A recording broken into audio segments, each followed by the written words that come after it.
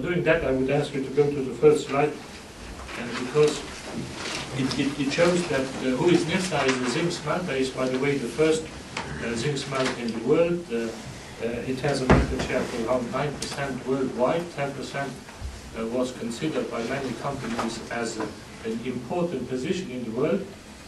You have heard that that was the argument for many companies to merge and to become a worldwide player. That is shit.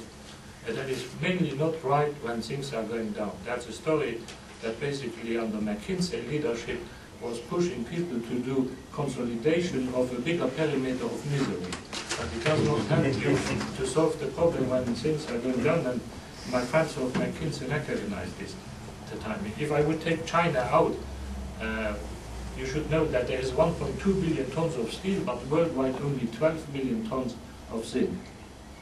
And of this, the 10% or the 9%, they are including the 4 million tons of China. If I would take them out, then the market share would be more 13, 14 or 15%, so a much higher percentage than in steel, and still you cannot dominate this world.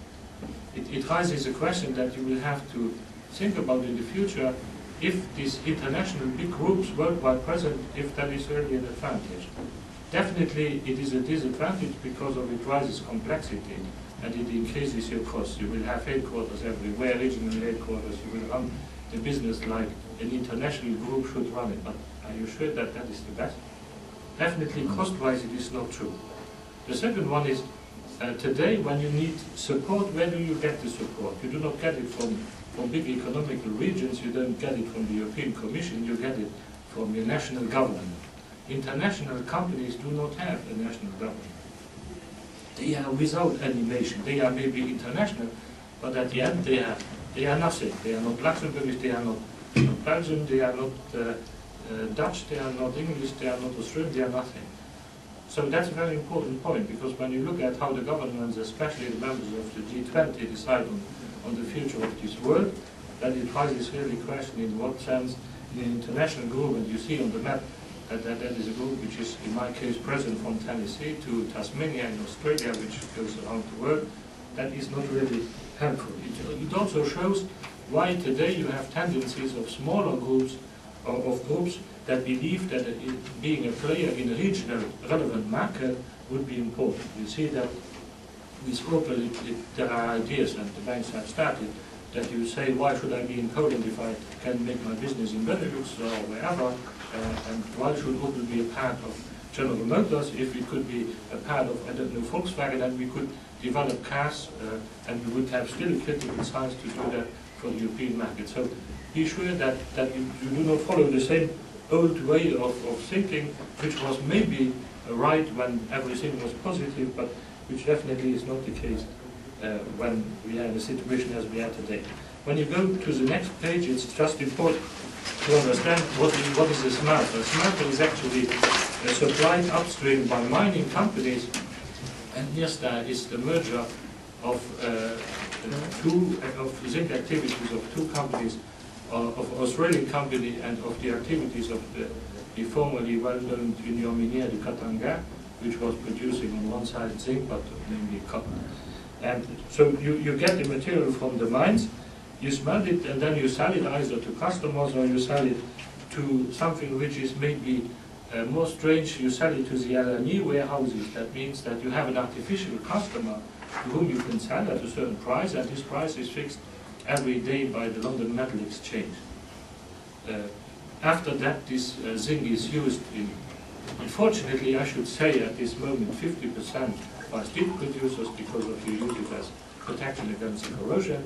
And then at the end, when you go through it, the zinc consumers by the end use is 50% construction, and it is 25% infrastructure, which, by the way, is important to know, because when you look at the stimulus packages of the different governments, and you see that a lot is going into infrastructure, and also in China, in infrastructure and transport, you can understand why there is already today again the pressure on the demand and the pressure on the prices, because of those packages will have their effect, even if it takes a year or a year and a half, but it is already anticipated. By the way, China is anticipating this by stocking all raw materials it can find to be ready, if its stimulus package is working, to be ready, at least to have the material necessary for doing that. So on the next slide, it is even more confusing, because when you want to change a business, you need first to understand where you earn money and why you earn money.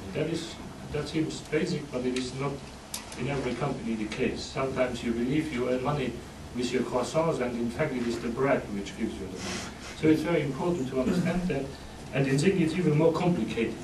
You would believe that when I say we are supplying 50% is going to the customers, so the steel companies, you would believe that is the main contributor to the gross profit. You call that premium. That's not true. You call it premium because you could sell it to the LME. If you don't sell it to the LME, you get a little bit more. That's the premium. But when you look at it, that premium is only 16% of the gross profit. In fact, the major part of your profit in such a business comes from what you call treatment charges. That is what a mining company is ready to pay to you for converting an ore or concentrate into zinc. And when you look at that, you see that that is a power game. In fact, it's interesting to see that the treatment charges, that depends just on how much capacity is available in smelting and how much capacity of mining. If you have more mining capacity or more mining production than smelting capacity, they will pay you a lot. If you have more smelting capacity and not enough mining capacity, they will not pay you a lot. They can choose where they want to get their material smelted and converted. So in this business, it is a power game. It is a power game between the smelter and the mine for the treatment charges. But then you have something what you call free metal. There is traditional in agreement that you get 85% of zinc out of the concentrate they supply to you. If you get more out of it, that is for you. That's why it is called free. You can sell it on the market, on the LME market, and there again you will depend strongly on the zinc price. That can be a high value if the zinc price is high at $4,000 a ton, but it can be nearly nothing if it is at 1,000 per ton. The premium, I have been speaking about that, and then you have other products that we do not speak so often about it, but those are all the nice elements of the Mendeleev tableau, where the germanium, indium, and all these things which are more strategic value and which you find in the ore.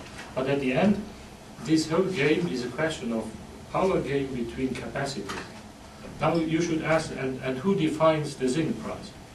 The zinc price is actually defined between the capacity and the output of the mines and the world consumption. It means that as a smelter in between, you have no impact on it.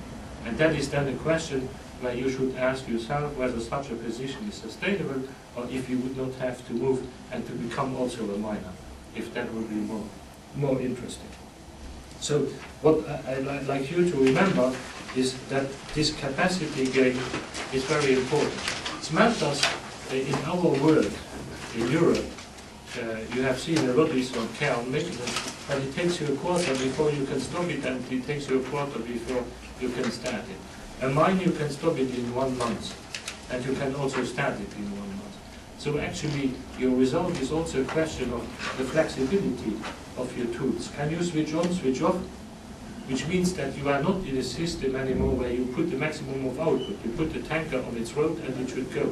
You are in a situation, you have to be in a situation where you can adapt, where you can start your production, where you can switch it off, etc. And you have to be faster than your upstream, and better positioned and anticipate your downstream. If you can do that, then you will be successful. If not, it is a problem.